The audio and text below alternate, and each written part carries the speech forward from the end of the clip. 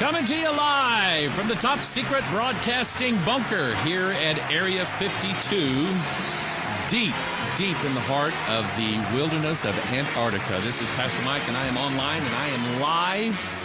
I am alive today. Rather than being half dead yesterday, I was so sleepy yesterday. I got up, and I was just like this in the morning. And I had to take my son to school in the morning, and I had to get ready, and I came over to the church.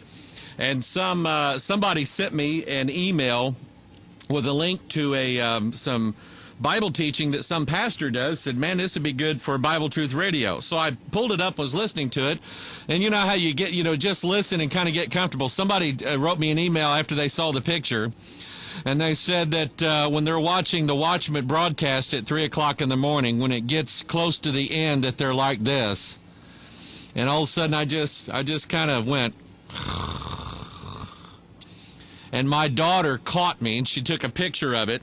So I posted it on Watchman Community, and I posted it on Facebook yesterday, along with a series of 4 screen captures of the emails that I get in a 24-hour period. It's something like 120, 150 emails, and I'm not just talking about, for disposable diapers and McCullough chainsaws. I'm talking about emails from people all over the place like you that are responding to our programs, our ministry, what it is that we're doing, and a lot of it is good. I really, really appreciate it.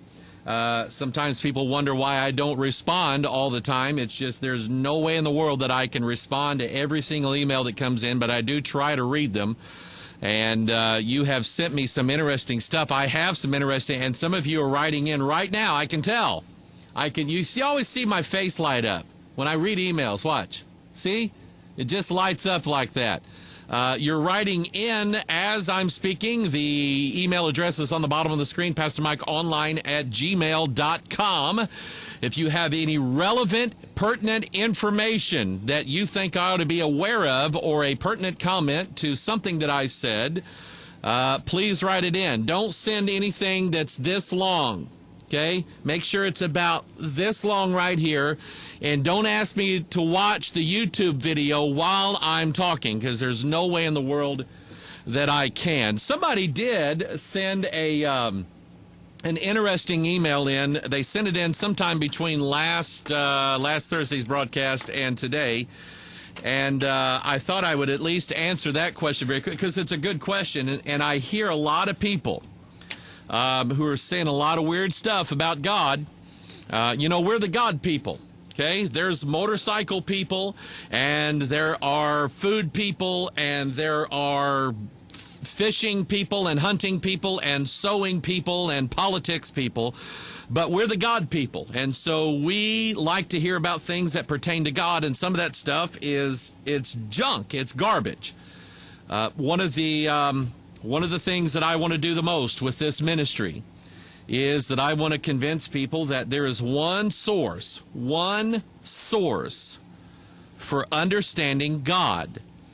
I'll give you 5 seconds. Take a guess what it is. 1, 2, 3, 4, 5. That was a little bit longer than 5 seconds, but yes, it's the Bible. That is our one and only source for understanding God. Understanding the nature of God, the character of God. How about this one? The appearance of God. I've never seen God. I've never seen Jesus Christ. Oral Roberts says that he has. Oral Roberts says that he saw a 300-foot tall Jesus Christ and told him to build a hospital in Tulsa, Oklahoma. And he went to build this thing. The city of Tulsa begged him, don't build it. We don't need a hospital. Don't build it. Oh, God, I saw him. He was 300 feet tall and told me to build a hospital. So he built this hospital. The city of Tulsa said, we're telling you, nobody's going to use it. And so he built it, run it for a while. Nobody used it. And so he's turned it into office buildings. It's right there on the campus of Oral Roberts University. But anyway, I have never seen Jesus, but I have a description of him from the Scriptures. It helps us to know the nature of God, the character of God, the words of God, the appearance of God, what God will do, what God will not do, and what God's name is. And if anybody says, well, God's name is blah, blah, blah, then you can say, no, that's not in the Bible. It's not in the written record of everything that is about God. And here's why I bring this up. Let me see if I can find the email. Let's see here. I don't know how far back to go. But someone was asking the question about... No, that's not it. No, that's not it. No. Sweden. Everybody knows Sweden's going cashless, right? That's going to be in the next Watchman broadcast, so get ready for that one. I can't find the email, but here's what they were asking. They were asking a question about God's name. Okay? Can I tell a corny joke? Because I just thought of a really, really corny joke. Really, it's a terrible joke. It's so bad, that's what's going to make you laugh. Okay? A little boy coming out of Sunday school. Mom! She says, what'd you learn in Sunday school? Mom, I learned God's name, God's real name. And she's going, oh no, what did he pick up on now? And she said, okay, honey, what is it? He said, Art. Art. She said, he's got another name too, Howard. And she just shaking her head. Son, where did you get that from? He said, Mom, the Sunday school teacher was praying, Our Father, whose art in heaven, hallowed be thy name. See, I told you, you would laugh not at the punchline, at just how stupid that is. Anyway, God's name.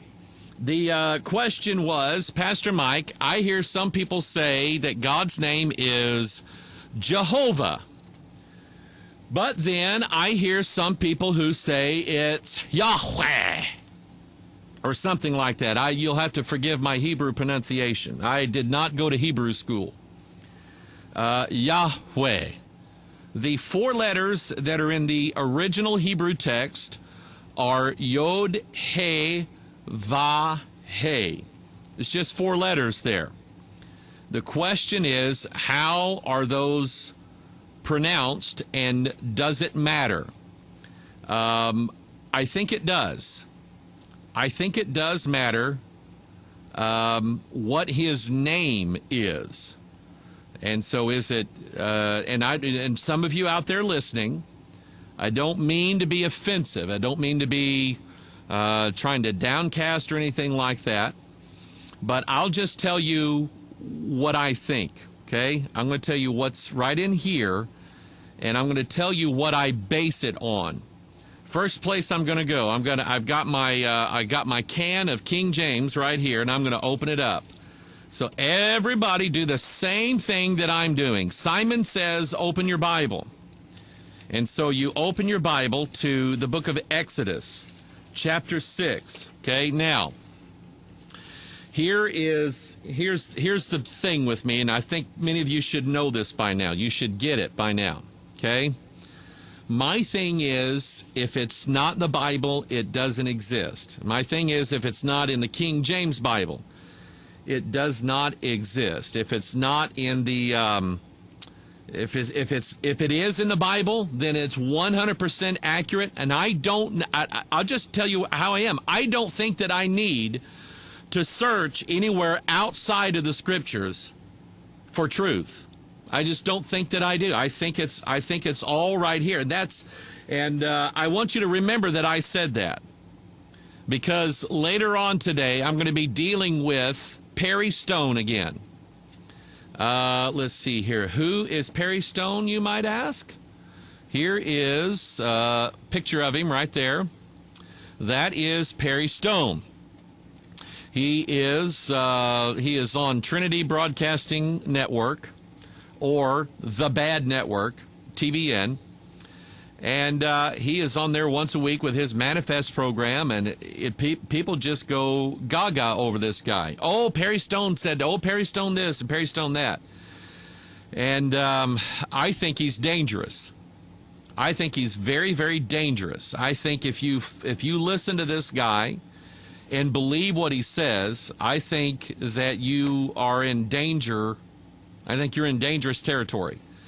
So I want you to remember that I said if it's in the Bible, I don't think that I need to go anywhere else looking for answers, looking for truth. I'm just going to stick with what's in the Bible. And so Exodus, what did I say? Exodus chapter 6. Let's read the scriptures. The Lord, verse 1, the Lord said unto Moses, Now wilt thou see what I will do to Pharaoh? For with a strong hand shall he let them go, and with a strong hand shall he drive them out of his land. And God spake unto Moses, and said unto him, I am the Lord. Now, stop right here. Notice that in your King James Bible, you will have the word Lord, capital L, capital O, capital R, capital D. I've taught this before. I was approached by some people in Lansing, Michigan, and I was going to do a meeting there for the Club O Prophecy. And I was fixing to do the meeting and going to teach my stuff and move on to the next location, wherever that was. And an older gentleman approached me, and he handed me a Bible, and he's, you ever seen this Bible? And I didn't even touch it. I said, is it a King James? And he's trying to impress me. He says, it's based on the King James. And I'm going, King James? Based on the King James. It's not the same. So he let me look at it, and I found out who he was. He was one of these sacred name people. They had gone through the Bible very meticulously, taken out every place where the word Jesus was in there, and took it out and replaced it with their equivalent, Yahshua. Okay? And they don't even, in the sacred name movement, they don't even agree as to how it's to be pronounced. And so they went through there and did that. And then they took all the places where it says Lord in the Old Testament, capital L, capital O, capital R, capital D, and they replaced it with Yahweh. That's what they did. Now, if you've ever studied it out, and I didn't come prepared for this, this thought just occurred to me, so I decided to run with it. If you've ever studied it out, go to the New Testament.